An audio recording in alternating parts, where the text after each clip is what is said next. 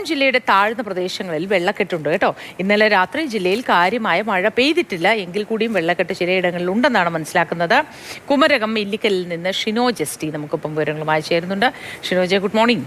എന്താണ് ഇല്ലിക്കലിന്റെ സ്ഥിതി? അവിടെ മഴയുണ്ടോ? കാലാവസ്ഥ എങ്ങനെയാണിപ്പോൾ?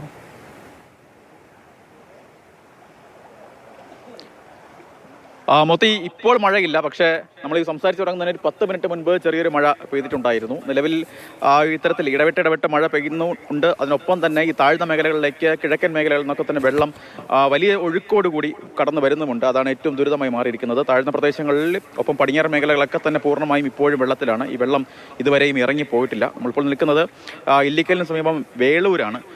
ദൃശ്യങ്ങൾ കാണാം. ഈ വീടിനകത്തു നിന്നൊക്കെ തന്നെ എത്ര ഒഴുക്കിലാണ് ഈ വെള്ളം കടന്നു വരുന്നതെന്നൊക്കെ തന്നെ. സമാനമായ രീതിയിൽ എല്ലാ വീടുകളിലും ഇത്തരത്തിൽ വീടുകളുടെ മുറ്റത്തും അതിനൊപ്പം തന്നെ വീടുകളുടെ അരഭാഗത്തോടൊക്കെ തന്നെ വെള്ളം കയറി തുടങ്ങിയിട്ടുണ്ട്. നിലവിൽ ഇപ്പോൾ ശുചീകരണ പ്രവർത്തനങ്ങളൊക്കെ തന്നെ നടക്കുകയാണ്.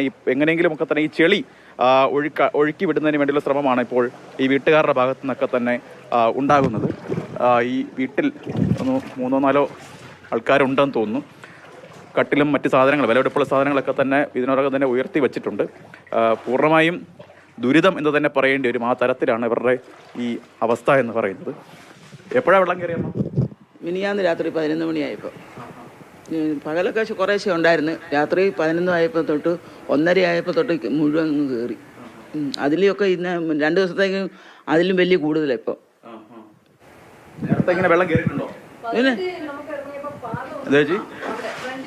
പാത ഒന്ന് നനയുമായിരുന്നു 18-ൽ ഇറങ്ങി വന്നപ്പോൾ. പിന്നെ നമുക്ക് ആദ്യമുള്ള സംഭവമാണ് ഇത്. ആദ്യമായിട്ടാണ്. അതുകൊണ്ട് നമുക്ക് ഭയങ്കര വിഷമമെന്ന് പറഞ്ഞാൽ നമുക്കൊക്കെ ഇത്രയും പ്രായമായവരല്ലേ, അപ്പോൾ അവർക്ക് അതിൻ്റെതായിട്ടുള്ള ബുദ്ധിമുട്ടുണ്ടല്ലോ. പിന്നെ നമ്മളെക്കാൾ അനുഭവിക്കുന്നവരുണ്ടല്ലോ എന്ന് ഓർക്കുമ്പോൾ നമുക്കൊന്നും അല്ലെന്ന് ഒരു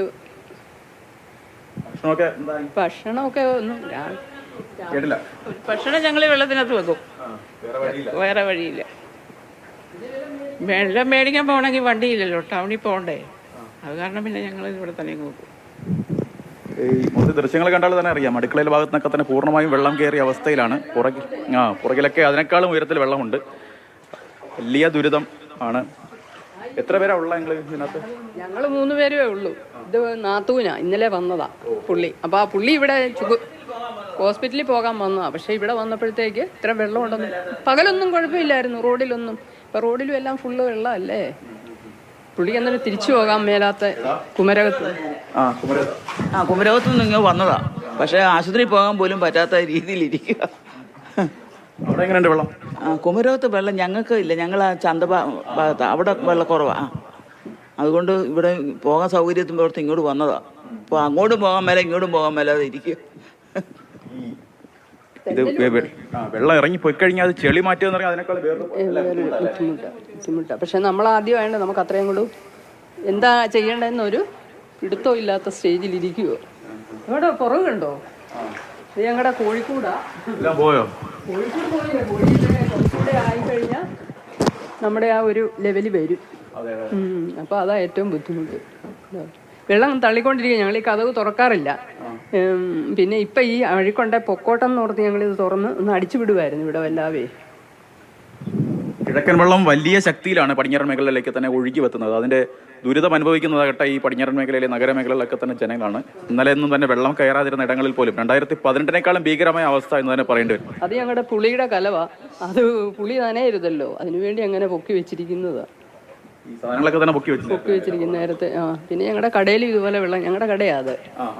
കടയിൽ ഒരു 4 മണി ആയപ്പോഴത്തേക്ക് തുടങ്ങിയപ്പം ഞങ്ങൾ രാത്രി തന്നെ അതെല്ലാം അന്നേരം തന്നെ, പിന്നെ നാട്ടുകാരുടെ സഹായം കൂടെ കൊണ്ട്, ഫ്രിഡ്ജൊക്കെ വലുതല്ലേ, എല്ലാം പൊക്കി വെച്ച് ഒത്തിരി അവിടുത്തെ പണി കഴിഞ്ഞ് ഇവിടെ വന്നപ്പോഴത്തേക്ക് ഇവിടെ നമുക്ക് തോന്നി വെള്ളം വരുമോ എന്നൊരു സംശയത്തിന് ഇവിടെ ബാക്കിയില്ല ഇതുപോലൊക്കെ ചെയ്ത് ഇത്രയൊക്കെ ഒപ്പിച്ച്. ക്യാമ്പിലേക്കെല്ലാം മാറുന്നുണ്ടോ? ഇല്ല ക്യാമ്പിലേക്കില്ല. നമ്മളെ കഴിഞ്ഞ് ദുരിതം അനുഭവിക്കുന്ന ഒത്തിരി പേരുണ്ടല്ലോ. അപ്പോൾ അവർക്കൊക്കെ അതൊരു നല്ലൊരു ഇതാകട്ടെ എന്ന് നമ്മൾ പ്രാർത്ഥിക്കും. നമുക്ക് ഇത്രയും വന്നുള്ളല്ലോ എന്ന് ആശ്വാസം.